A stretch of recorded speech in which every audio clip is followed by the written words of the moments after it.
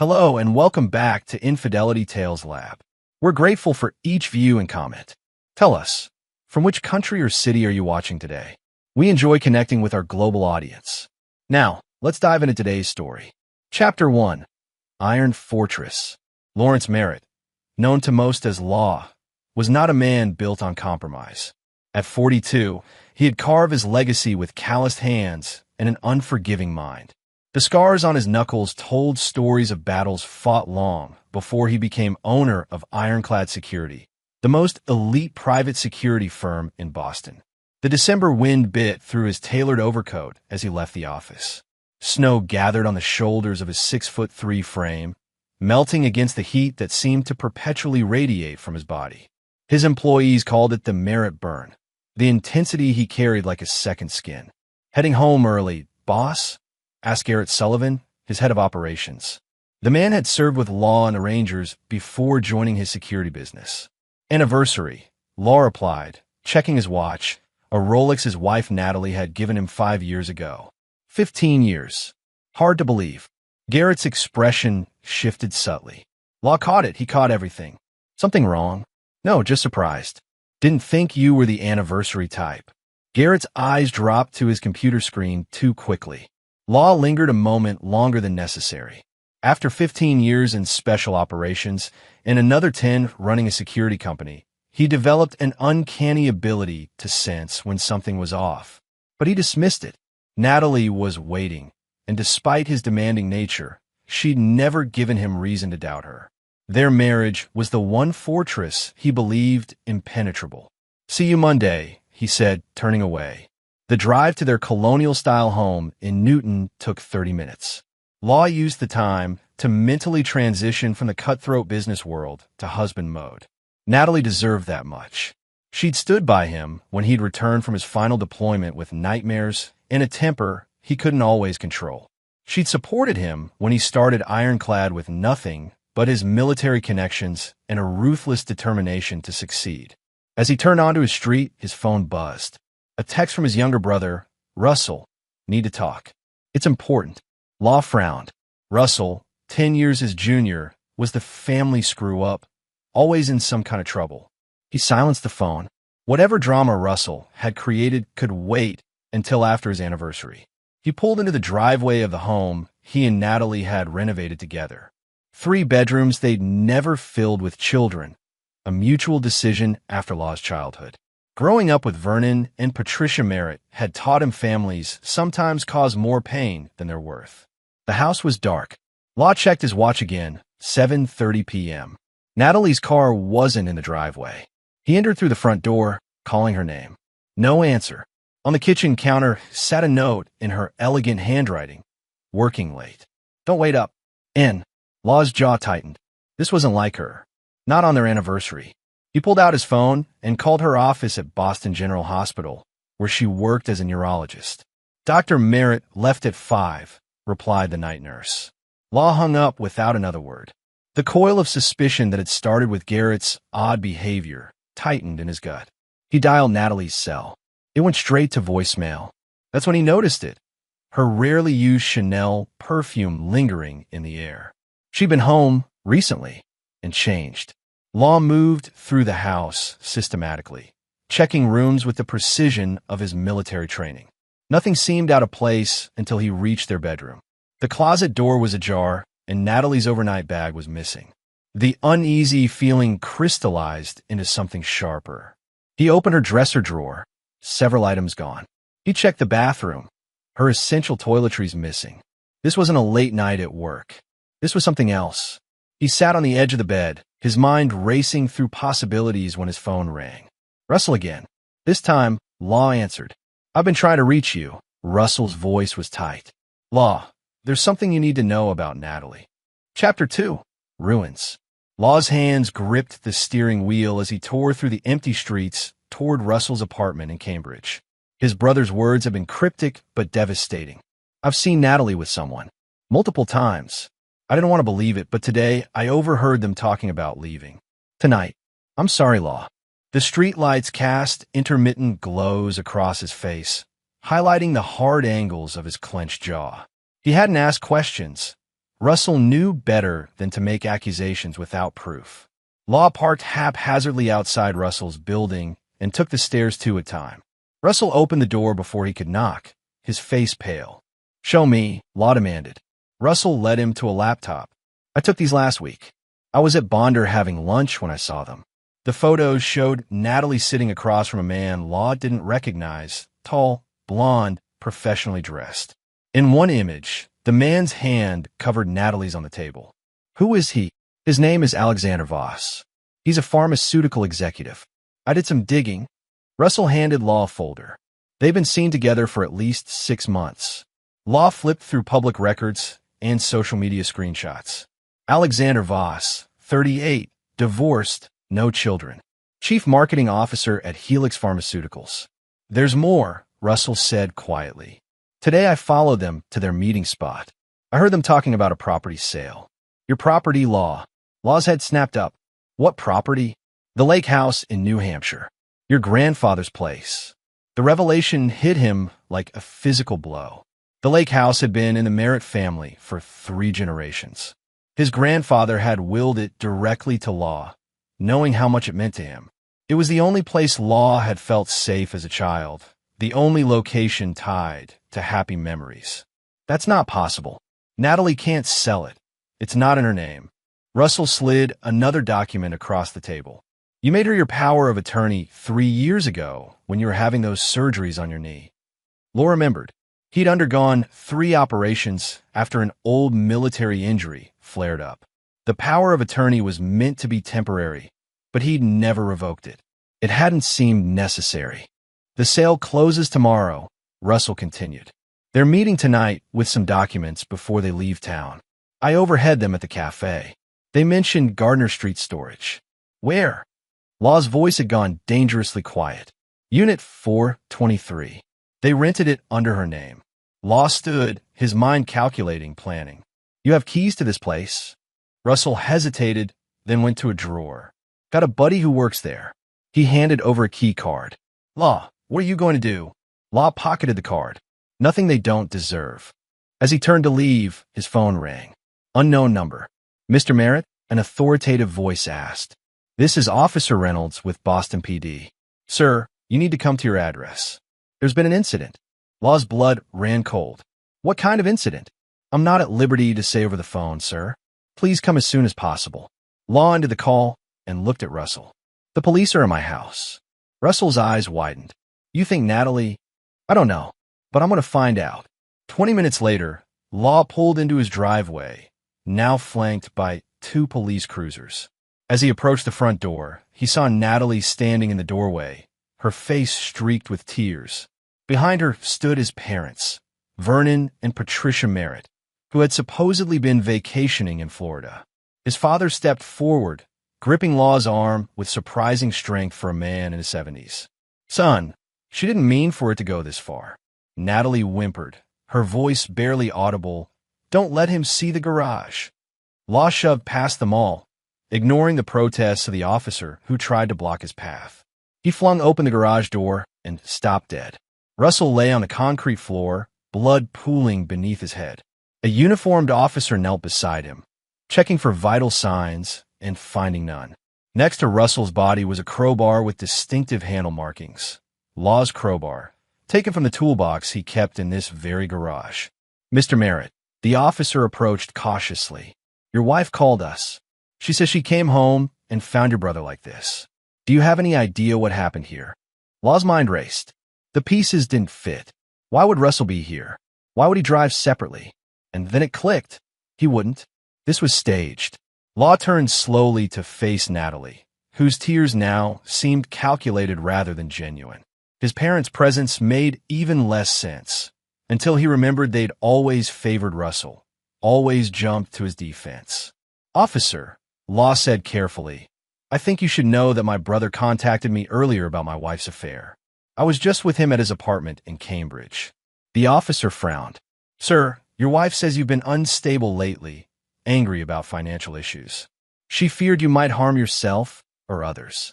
Law understood with crystal clarity. This wasn't just about an affair or selling the lake house. This was about framing him. They'd killed Russell. the only person who knew what they were planning, and set Law up to take the fall.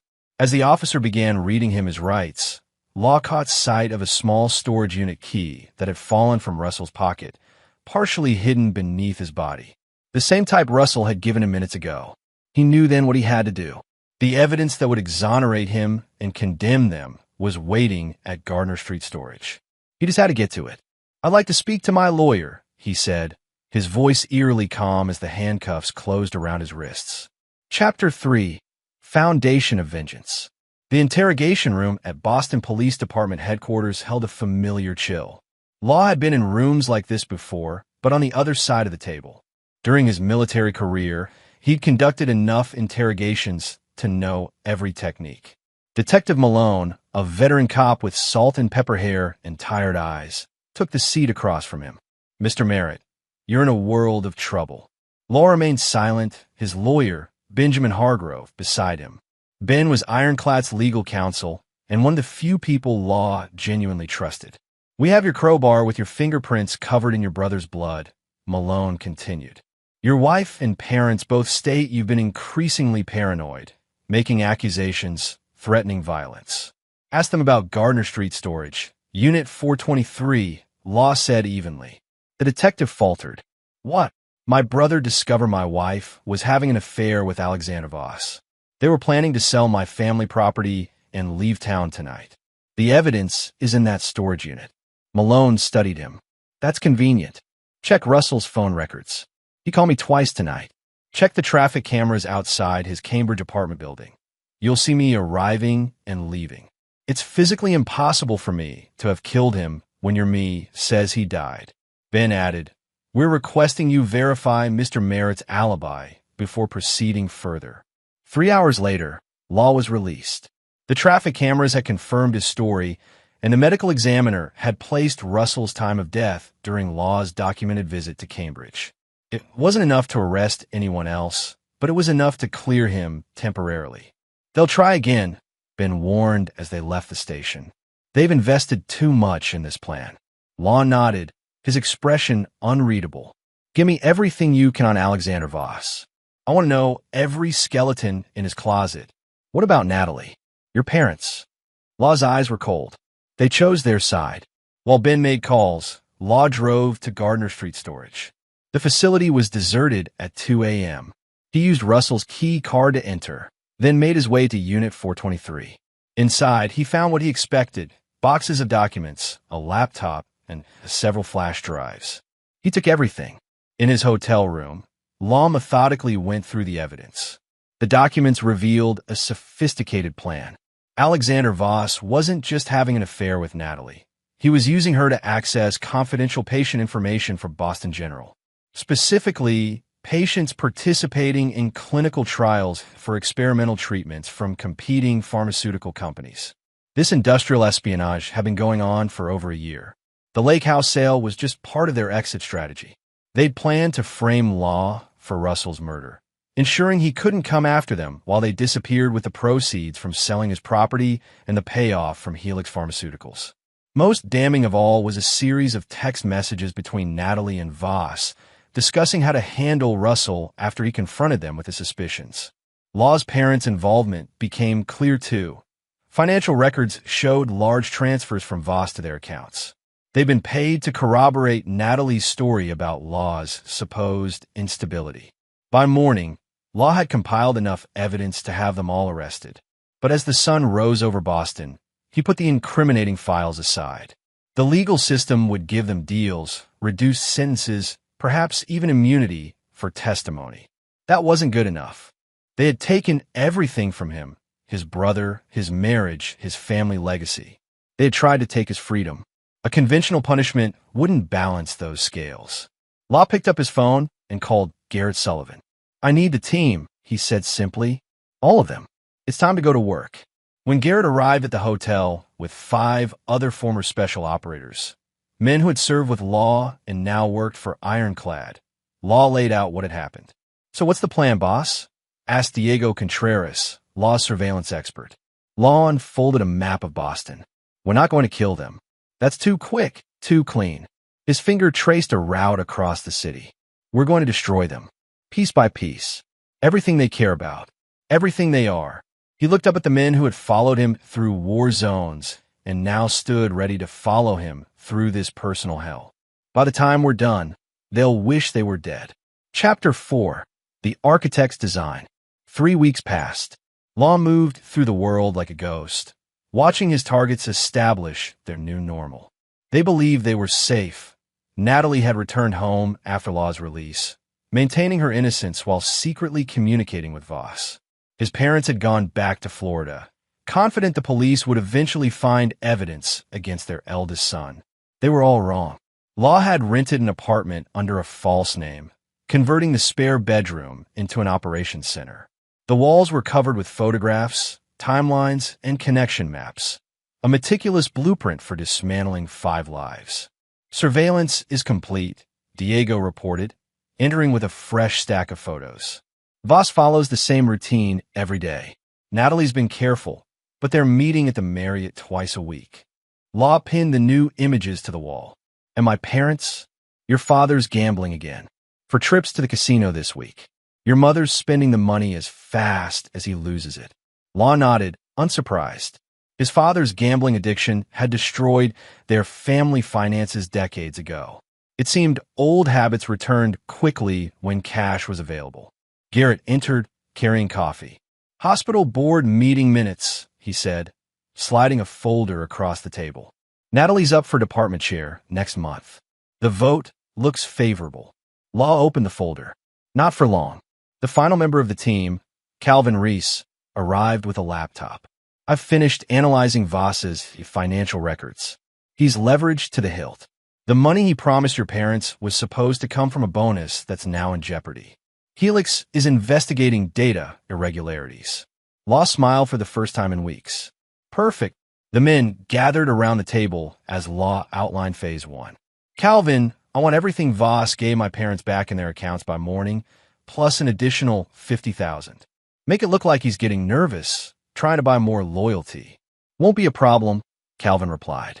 He'd been NSA before joining Law's team. Diego, I need photos of my father at the casino, my mother shopping, and the money transfers. Deliver them to Voss's private email with a message suggesting my parents are becoming a liability. Consider it done. Law turned to Garrett. It's time to introduce Dr. Reynolds to the hospital board. The following day, an anonymous package arrived at Boston General Hospital addressed to the board of directors.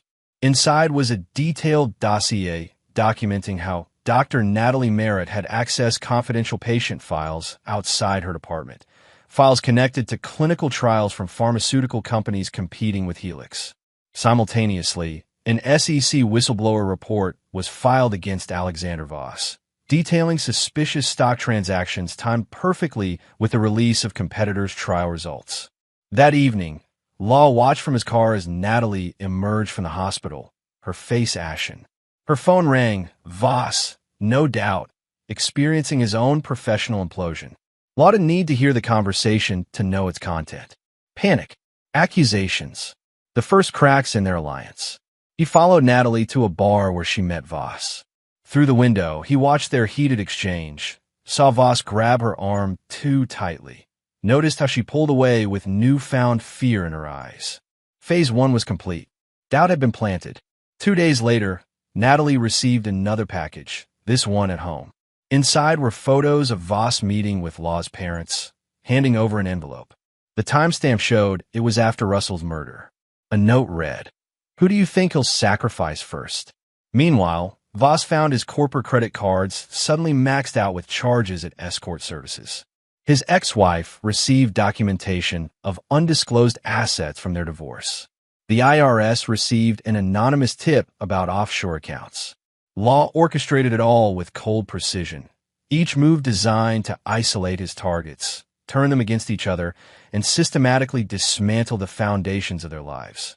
"They're crumbling," Garrett observed as they watched Natalie and Voss argue in the Marriott parking lot a week later. She slapped him. Law nodded. Phase 2 begins tomorrow. The next morning, Detective Malone received a package containing partial evidence from the storage unit. Enough to reopen the investigation into Russell's death, but not enough to immediately arrest anyone. When police arrived at Voss's office with questions, security footage showed him become physically ill, vomiting in a trash can before fleeing the building. That night, Natalie didn't come home. Law's parents called her repeatedly, leaving increasingly frantic messages. They could sense the tide turning. Law watched from the shadows as his carefully constructed demolition plan executed flawlessly. The architect of their destruction remained invisible while they tore each other apart brick by brick. Chapter 5. The Excavation. 1 month into his campaign, Law decided it was time to dig deeper. Surface destruction wasn't enough. He needed to expose the foundations. "What do we know about Voss before Helix?" he asked his team. Calvin pulled up a series of documents. He worked for 3 pharmaceutical companies in 5 years. Left each one under unusual circumstances. Unusual how? Nothing official in his record, but I found sealed court documents. Calvin opened a file. 2 sexual harassment settlements and 1 accusation of data manipulation that was dropped when the witness suddenly recanted. Law absorbed this information. Find the witnesses. All of them. Within days, they had names and locations. The sexual harassment victims, both former administrative assistants, had signed NDAs with substantial payouts. The data manipulation whistleblower had left the industry entirely, now teaching high school chemistry in New Hampshire. Law dispatched Diego to approach the teacher, Nathan Browning, while he personally visited the first harassment victim, Melissa Davidson. He found her working at a small marketing firm in Providence. When he introduced himself, her reaction told him everything. "I have nothing to say about Alexander Voss," she said, voice tight with anxiety. "I'm not here to cause trouble," Law assured her. "I'm here because he's hurting more people." Her resistance crumbled slowly as Law explained the situation, carefully omitting his relationship to the players involved. He presented himself as a private investigator working with other victims. "The NDA doesn't protect criminal behavior," he reminded her gently. "And you wouldn't be alone this time." By the end of their conversation, she'd agreed to contact the other victim and consider coming forward. Meanwhile, Diego reported success with Nathan Browning. "He's been waiting for this moment," Diego said. "Says Voss falsified clinical trial data that could have harmed patients. He only recanted because Voss threatened his family." Law added these new threads to his web. "Get them all to Detective Malone. Anonymous tips, but credible ones." While the police investigation intensified, Law turned his attention to Natalie. Her professional reputation was already damaged by the board's investigation, but he wanted to understand what had transformed the woman he thought he knew into someone capable of murder. Calvin discovered the answer in her email archives. Years of correspondence between Natalie and Voss predated their affair. They'd known each other since medical school, maintained contact through mutual colleagues, and reconnected at a conference 18 months ago. More disturbing were draft emails Natalie had never sent, journal entries she'd typed but never published. They revealed a woman who had grown to resent her husband's intensity, his absolutism, his uncompromising nature. She'd felt trapped in his shadow, her own ambitions secondary to his. Law read these private thoughts without emotion, analyzing them as he would intelligence reports on an enemy combatant. The woman who had written these words was a stranger to him now. The final piece fell into place when Calvin uncovered Voss's financial motives. His lavish lifestyle had left him deeply in debt. The industrial espionage at Boston General had been his idea, with promises of executive promotion and bonuses once the stolen research helped Helix outperform competitors.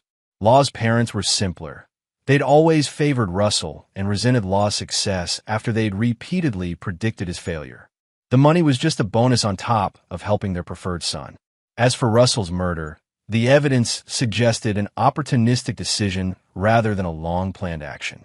Russell had confronted them at the wrong moment, threatened to expose everything, and Voss had reacted violently. Natalie and his parents had helped cover it up, seeing a chance to solve multiple problems at once by framing Law.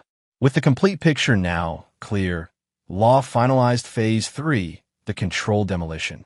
First, he anonymously delivered Voss's hidden offshore account details to Helix's board of directors, the SEC, and the FBI simultaneously. Next, he arranged for Natalie's private journal entries, the ones expressing her resentment, to reach Voss through an untraceable email, suggesting Natalie was preparing to cooperate with authorities and blame everything on him. For his parents, he sent financial records showing Voss had been transferring funds back out of their accounts. A manipulation by Calvin, but they wouldn't know that. Then he waited, watching the inevitable implosion through surveillance cameras Diego had planted. Voss confronted Natalie at her office, accusing her of betrayal. Their argument became so heated that hospital security intervened, creating an official incident report. Law's parents called Voss repeatedly, demanding explanations for the missing money. When he refused to answer, they panicked and booked flights back to Boston. The trap was set. All the principal players would soon be in one location, each believing the others had betrayed them, each desperate to save themselves. Law looked at the chaos he had orchestrated and felt nothing but cold satisfaction. The excavation was complete. Now it was time to collapse the entire structure. Chapter 6. The cornerstones crumble. The breaking point came faster than even Law had anticipated. Alexander Voss was arrested outside his apartment, building on securities fraud charges. The FBI had moved quickly on the evidence they'd received. Law watched from across the street as Voss was led away, still wearing pajama bottoms with his hastily donned dress shirt. Within hours, news of the arrest reached Natalie. Law observed through the surveillance equipment as she frantically packed a suitcase, making calls that went unanswered. Her carefully constructed world was collapsing, and her accomplices were nowhere to be found. His parents arrived in Boston that afternoon, checking into a downtown hotel rather than going to Law's house where Natalie still lived. Their distrust was growing. All these developments pleased Law, but it wasn't enough. They were scattering, each looking to escape individually. He needed them together for his final act. "It's time for me to make contact," he told his team that evening. Garrett frowned. "You sure that's wise? Right now, they think you're oblivious." Law checked his watch. "That changes tonight." At precisely 8 p.m., Law called his parents' hotel room. "Hello, Father," he said when Vernon answered. The silence that followed was deafening. "Lawrence," Vernon finally managed, voice shaking. "We've been worried about you." "No, you haven't," Law replied evenly. "But you should be now." Before Vernon could respond, Law continued. "I know everything. About Russell. About Natalie and Voss. About the money. And I have proof. Son, you're confused. I'm meeting Natalie at the lake house tomorrow at noon. You and Mother should be there too. One chance to explain yourselves before I take everything to Detective Malone." He hung up without waiting for a response, then sent Natalie a text message. "I know about Voss. Meet me at the lake house tomorrow at noon if you want a chance to explain before I go to the police." His final call was to Voss's attorney, informing him that he had evidence proving Voss had murdered Russell Merritt and framed Lawrence Merritt for the crime. He offered to bring this evidence to the lake house at noon the following day, suggesting it might help with bail negotiations. The pieces were in motion.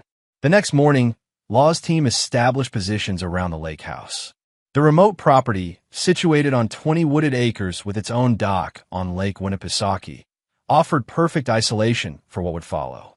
Law entered alone at 11 a.m., carrying a briefcase containing the complete evidence of their crimes. He set it on the large oak dining table, the same table where his grandfather had taught him to play chess, where he'd learned that sometimes you had to sacrifice pieces to win the game. Natalie arrived first, 30 minutes early, hoping to speak to Law alone. She froze when she saw him standing by the fireplace, his expression unreadable. "Law," she began, her voice attempting warmth while her eyes darted nervously. "Thank you for giving me a chance to explain." He didn't respond, merely gesturing toward a chair. She sat, clutching her purse like a shield. "I know how this looks, but Alex and it wasn't planned. It just happened. And then things got complicated with his work, and—" "Stop lying," Law said quietly. "I know everything. The patient files, the insider trading. Russell." The color drained from her face. "Russell was an accident. Alex got angry, they fought. In my garage? With my crowbar? That's quite an accident." Before she could fabricate more excuses, the door opened again. Vernon and Patricia entered, faltering when they saw Natalie already there. "Sit down," Law commanded, and his parents obeyed instinctively. Minutes later, a luxury SUV pulled into the driveway. Alexander Voss had made bail. He entered cautiously, surprise registering when he saw the assembled group. "What is this?" he demanded. Law smiled without humor. "This is Judgment Day." He opened the briefcase, removing 5 identical folders. He placed one in front of each person, keeping one for himself. Inside, you'll find comprehensive documentation of your crimes: securities fraud, industrial espionage, conspiracy to commit murder, obstruction of justice. The accusations hung in the air like smoke. The police have received copies as well, but with a time delay. They'll arrive in approximately. He checked his watch. 1 hour. Panic erupted. Voss lunged for the door, only to find it blocked by Garrett. Natalie began sobbing. Vernon turned purple with rage, while Patricia seemed to shrink in her chair. "Why are you doing this?" Natalie cried. "If you know everything, why not just let the police handle it?" Law's expression hardened. "Because the legal system might show mercy. I won't." He retrieved a remote control from his pocket and pressed a button. The large television screen on the wall activated, showing footage of Russell confronting Voss and Natalie at the storage unit. The argument escalated until Voss struck Russell with the crowbar. The murder captured in horrifying clarity. "You recorded it," Voss whispered, staggered. "Russell did," Law corrected. "My brother was smarter than you gave him credit for. He suspected you might try something, so he set up a camera. His final gift to me." This was a lie. Calvin had created the footage using deepfake technology and footage from the storage facility security cameras, but they couldn't know that. "What do you want?" Vernon finally asked, his arrogance crumbling. Law sat at the head of the table, folding his hands. "I want you to destroy each other." He pushed a document toward the center of the table. "This is a confession for Russell's murder. One of you needs to sign it in the next 30 minutes, or all of you go down together." "You're insane," Voss spat. Law leaned forward. "No, I'm giving you a chance one of you doesn't deserve. 4 people in this room were involved in killing my brother and framing me. One of you actually wielded the crowbar. That person should pay the most severe price." He let the implication hang. One confession might lead to a deal. Collective denial would damn them all equally. The psychological trap was elegant in its simplicity. Law had designed it to exploit the fractures he'd been creating for weeks. Now, under pressure, those fractures would become chasms. It began with accusations.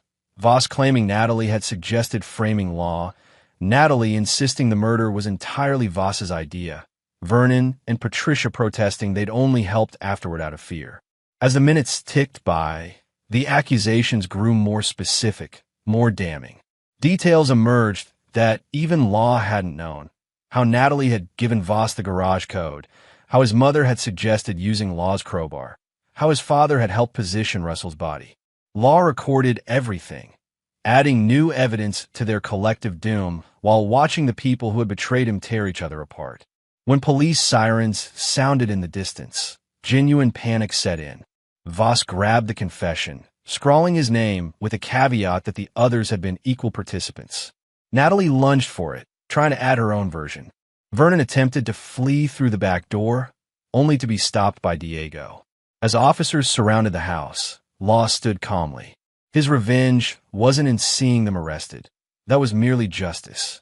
His revenge was in watching them betray each other as thoroughly as they had betrayed him, destroying any chance of unified defense or mitigated sentences. He had orchestrated their complete destruction, and as Detective Malone led them away in handcuffs, their faces contorted with hatred for each other rather than for him. Law knew his vengeance was complete. Or so he thought. Chapter 7. The Inspection. 6 months passed. The trial of Alexander Voss for the murder of Russell Merritt dominated Boston media. Natalie and Law's parents faced lesser charges as accessories, each with separate attorneys throwing the others under the proverbial bus. Law testified clinically, describing the frame-up attempt without emotion. The jury took only 4 hours to convict Voss. He received life without parole. Natalie accepted a plea deal for 20 years. Vernon and Patricia Merritt, despite their advanced age, were sentenced to 15 years each. Justice had been served, but Law felt no closure. He stood on the dock of the lake house, watching the sunset paint the water crimson. The property that had nearly been stolen from him now felt tainted by their betrayal. He'd considered selling it, but couldn't bring himself to part with his grandfather's legacy. Garrett approached, footsteps creaking on the wooden planks. "It's over, boss. You won." Law didn't turn. "Then why doesn't it feel like victory?" "Because you lost too much in the process." This simple truth hung between them. Law had destroyed his enemies, but they had taken parts of him first. His marriage, his brother, his faith in family. "The team's worried about you," Garrett continued. "You've been different since the trial." Law finally faced his friend. "I've been efficient, focused. You've been obsessed. Ironclad is thriving, but you're working 20-hour days, sleeping on your office couch. That's not living, Law. That's existing." Law had no answer for this. Since the trial, he'd poured himself into ironclad security, expanding operations, pursuing government contracts with relentless determination. The company had doubled in size, but as Garrett implied, success felt hollow. "I have a proposition," Garrett said. "The government contract in Kiev. Send me instead. Take some time off." Law frowned. "I don't need time off." "Yes, you do. You need to figure out what comes next. The vengeance chapter is finished. What's the next chapter about?" The question lingered as Garrett left Law alone with his thoughts. That night, Law dreamed of Russell for the first time since his death. They were fishing on the lake, as they had done as children. Dream Russell looked at him with sad eyes. "You got them, big brother. But at what cost?" Law woke before dawn, the question echoing. He drove back to Boston in silence, his mind churning. At the office, he found Calvin working early, as usual. "I need information," Law said without preamble. Calvin nodded, unsurprised. "On who?" "Alexander Voss. Everything before Boston. Family, relationships, business dealings. I thought we were done with him. There's something missing. A piece I never found." Calvin hesitated, then nodded. "I'll dig deeper. What exactly are we looking for?" "I don't know yet," Law admitted. But Voss was too confident, too protected. Someone was watching his back. While Calvin worked, Law reviewed the trial transcripts. Something had bothered him during Voss's testimony. A reference to a mentor who had guided his career, someone powerful enough to make problems disappear. The name had never been mentioned, dismissed by the prosecutor as irrelevant to the murder charge. 3 days later, Calvin brought the answer. "Philip Donovan," he said, dropping a file on Law's desk. "CEO of Meridian Pharmaceuticals. He's been Voss's shadow benefactor for 15 years. Law opened the file. Philip Donovan, 65, had built Meridian from a small research outfit into a pharmaceutical giant. His company had acquired or destroyed numerous competitors through methods that occasionally skirted legality, but never quite crossed the line into provable criminality. What's the connection to Voss? Voss was engaged to Donovan's daughter Catherine during graduate school. The engagement ended, but Donovan kept Voss in his orbit. I found a pattern. Wherever Voss worked, Meridian benefited from insider information. Law studied Donovan's photograph, distinguished, silver-haired, with cold eyes that reminded him uncomfortably of his own father. Donovan visited Voss in jail 3 times before the trial, Calvin continued, always as legal counsel to avoid recordings. The missing piece clicked into place. Voss hadn't been working alone. He'd been Donovan's proxy. The industrial espionage, the data theft from Boston General, it had all served Meridian's interests. Donovan let Voss take the fall, Law mused. Sacrificed him when he became a liability. Like a good chess player, Calvin agreed, knowing Law's fondness for the game. Law made his decision. I want everything on Donovan. Family, finances, weaknesses. You're not done, are you? Calvin asked quietly. Justice isn't complete, Law replied. The man who truly benefited from Russell's death is still free. The investigation into Philip Donovan consumed the next month. Law approached it methodically, building a comprehensive profile of the man who had manipulated Voss and indirectly caused Russell's death. The picture that emerged was of a brilliant but ruthless businessman who viewed people as assets to be used and discarded. His daughter Catherine had left the country after breaking her engagement to Voss, establishing a medical practice in Switzerland. His wife had died under mysterious circumstances 15 years earlier. His son Michael worked reluctantly in Meridian's legal department. Most importantly, Law discovered Donovan's vulnerability, an experimental treatment for early-onset Alzheimer's being developed in secret. Donovan had been diagnosed 3 years earlier, but had kept the condition hidden while pursuing aggressive treatment options, including using stolen research for Boston General's clinical trials. The final piece fell into place when Calvin uncovered communications between Donovan and Natalie dating back before her affair with Voss. She had been Donovan's inside person at the hospital before Voss re-entered the picture. She was playing both sides, Law realized, using Voss to cover her tracks with Donovan. With this knowledge, Law formulated a new plan, not for vengeance this time, but for justice. Philip Donovan needed to answer for his role in the conspiracy that had killed Russell. But unlike his previous campaign, Law would not operate in the shadows. This time, he would bring Donovan into the light. Chapter 8. The Reinforcement. Law's approach to Philip Donovan required a different strategy than he'd used with Voss and the others. Donovan was too powerful, too insulated to be destroyed through conventional means. We need leverage, Law told his team. But more importantly, we need public exposure. The plan centered around Donovan's hidden Alzheimer's diagnosis and the illegal means he'd employed to obtain treatment.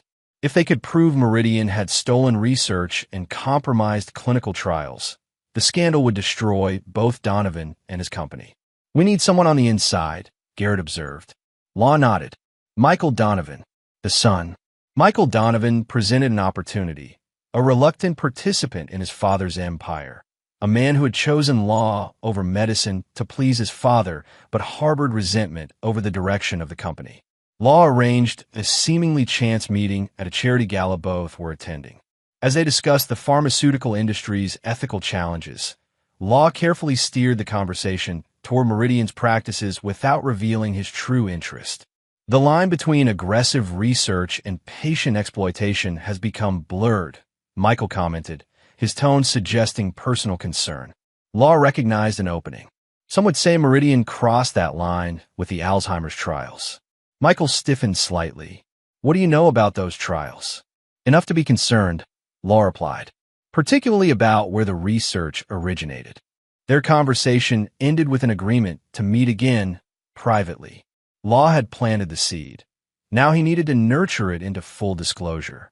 Over the following weeks, Law cultivated a careful relationship with Michael, positioning himself as a potential ally rather than an adversary. He shared selective information about Voss's industrial espionage without revealing his personal connection to the case. The breakthrough came during their fourth meeting. My father is dying, Michael confided after several drinks. The treatment's bought him time, but they're failing now. His mind is going, and he's becoming desperate. Desperate enough to compromise patient safety? Law asked carefully. Michael's silence was answer enough. I can help you stop him, Law offered. But I need evidence. The decision visibly weighed on Michael. Family loyalty battled with professional ethics. Finally, he nodded. Give me a week. 6 days later, Michael delivered a flash drive containing internal Meridian documents that confirmed everything. The theft of Boston General's research, the compromised clinical trials, and most damning, direct communication between Philip Donovan and Natalie Merritt establishing their arrangement before Voss became involved. What will you do with this? Michael asked, clearly conflicted. What should have been done months ago? Law replied. The truth needs to come out. Law's team verified the document's authenticity before proceeding. The evidence was irrefutable. Philip Donovan had orchestrated the entire operation, using Voss and Natalie as disposable pawns. When complications arose, he had abandoned them to their fate, protecting himself and Meridian from fallout. With the evidence secured, Law moved to Phase 2, reinforcing justice. First, he delivered comprehensive documentation to the FBI, SEC, and FDA simultaneously. The evidence detailed Meridian's criminal activities without revealing Law's personal connection or Michael's involvement. Next, he arranged for key documents to reach medical ethics boards and patient advocacy groups, ensuring the scandal couldn't be quietly handled through financial settlements. Finally, he contacted Catherine Donovan in Switzerland, sharing evidence of her father's criminal activities and the destruction left in his wake. Though they never spoke directly, her response came in the form of a statement to prosecutors, confirming what she had witnessed during her engagement to Voss. The Donovan empire began to crumble. Meridian's stock plummeted as federal investigations were announced. Clinical trials were suspended pending review. Philip Donovan was forced to step down as CEO while the board attempted damage control. Law watched the collapse from a distance, finding no satisfaction in Donovan's downfall, only a sense that the scales of justice were finally balancing. When federal agents arrived at Donovan's estate to execute search warrants, Law observed from his car across the street. The once powerful man who emerged between FBI agents appeared diminished, confused, his Alzheimer's symptoms apparently accelerating under stress. That evening, Law received an unexpected call from Detective Malone. "Voss is talking," Malone said without preamble, claiming Donovan was the mastermind all along. "Says your brother figured it out, and that's why he had to die. Is that going to help Voss?" Law asked, his voice neutral. "No, but it might extend Natalie's sentence." She knew more than she admitted. After they hung up, Law sat in silence, processing this final confirmation. The justice system was now addressing what his revenge had not: the full scope of responsibility for Russell's death. The next morning, Michael Donovan requested a meeting. They sat at a quiet corner table in an empty restaurant. "My father tried to kill himself last night," Michael said, his expression haunted. He left a confession. "It's comprehensive." Law absorbed this without visible reaction. "I'm sorry it came to this." Michael studied him. "You're not who I thought you were when we met. This wasn't just about corporate whistleblowing for you, was it?" "No," Law admitted. "But my reasons don't change the truth of what your father did." He mentioned someone named Russell in his confession. Said he authorized Voss to handle the problem when Russell threatened exposure. Law's composure nearly broke at hearing his brother's name. "Russell was my brother. Voss murdered him on your father's implicit authorization." Understanding dawned in Michael's eyes. "You orchestrated all of this. The investigations, the exposure. Justice needed reinforcement." Michael didn't argue the point. Instead, he asked, "What happens now?" "Now justice takes its course," Law replied. "Your father faces consequences for his actions. Meridian either reforms or dissolves. The people harmed by stolen research get answers. And you?" Michael pressed. "What do you get?" Law considered the question. "Closure," he finally said, though he wasn't certain he believed it. Chapter 9. The Foundation Stands. 1 year after Russell's murder, Law stood before his brother's grave. The cemetery was quiet in the early morning light, dew glistening on the granite headstone. "It's done," Law said softly. "All of them are paying for what they did to you." Philip Donovan had died awaiting trial, his Alzheimer's accelerated by stress and the cessation of experimental treatments. Meridian Pharmaceuticals had been dismantled, its legitimate assets sold to competitors, its tainted research discredited. Natalie, following additional charges related to her collaboration with Donovan, had received an extended sentence. She would be in her 60s before release. Law's parents remained incarcerated, their appeals denied. They had written to him several times, seeking forgiveness as their health declined in prison. Those letters remained unopened in his desk drawer. Justice had been served, comprehensive and uncompromising. Yet standing at Russell's grave, Law still felt incomplete. "You'd probably tell me to move on," he continued, placing a hand on the cool stone. "You always were better at that part." The wind rustled through nearby trees, a sound that had always brought Law peace at the lake house. He had finally decided to keep the property, renovating it to remove the stain of betrayal while preserving his grandfather's legacy. As he turned to leave, he noticed a woman standing nearby, mid-30s, professionally dressed, watching him with an uncertain expression. "Mr. Merritt," she said as he approached. "I'm Dr. Harper Browning." I worked with your brother at Mass General. Law vaguely recalled Russell mentioning a colleague named Harper. You were in the research department. She nodded. Russell and I were collaborating on something before he died. Something important. Law studied her, assessing. What kind of something? A treatment protocol for PTSD in combat veterans. Russell was passionate about it because of your military background. He said if we could help even one soldier suffer less than his brother had, it would be worth it. The revelation hit Law like a physical blow. He'd known Russell was working in psychiatric research, but hadn't known the focus had been inspired by him. I've continued the work, Harper explained. We're ready for clinical trials, but funding is an issue since the Donovan scandal. Many pharmaceutical companies are hesitant to back psychiatric research right now. Why are you telling me this? Because Russell believed in this project, and he believed in you. Before he died, he told me if we ever hit a wall, you were the one person who could break through it. He said you never gave up on anything that mattered. Law absorbed this, hearing his brother's voice in her words. Send the research to my office. I'll have my team review it. She handed him a business card. Thank you for considering it. Russell will be grateful. As she walked away, Law felt something shift inside him, the first stirring of purpose beyond vengeance. 2 weeks later, Law called a meeting with his executive team at Ironclad. Garrett, Diego, and Calvin listened intently as he outlined his proposal. I want to establish a foundation in Russell's name, he explained, focused on innovative PTSD treatments for veterans. We'll fund the research directly. No pharmaceutical partnerships. Garrett leaned forward. This is the project his colleague brought you? Law nodded. It's promising work. More importantly, it's what Russell cared about. Ironclad has the resources, Calvin confirmed. But this would be a significant pivot from our current operations. Not a pivot, Law corrected. An expansion. We'll continue our security contracts while developing the foundation. Many of our employees are veterans who could benefit directly from this research. The team discussed logistics, funding mechanisms, and organizational structure. By meeting's end, the Russell Merritt Foundation for Combat Trauma Research had taken preliminary shape.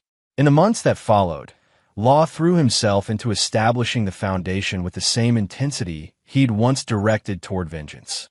He recruited top researchers, secured facilities, and personally interviewed veterans willing to participate in trials.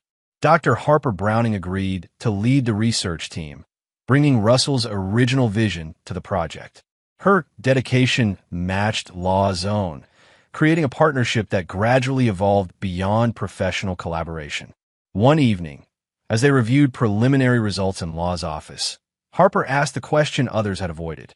Do you ever regret how things ended with them? Your wife, your parents. Law considered this carefully. I regret that they forced those endings. I regret Russell paid the price for their choices. But I don't regret ensuring they face consequences. That's not forgiveness, she observed. No, he agreed. Some betrayals can't be forgiven. Harper nodded, accepting his answer without judgment. Russell said you were the most principled person he'd ever known, uncompromising in your convictions. Some would call that a flaw. Russell called it your foundation. He said when everything else crumbled, you would still be standing. The words resonated with unexpected power. Through all the destruction, the unraveling of his marriage, the loss of his family, the death of his brother, Law had indeed remained standing. Damaged but unbroken, his core principles intact. 2 years to the day after Russell's murder, Law returned to the lake house.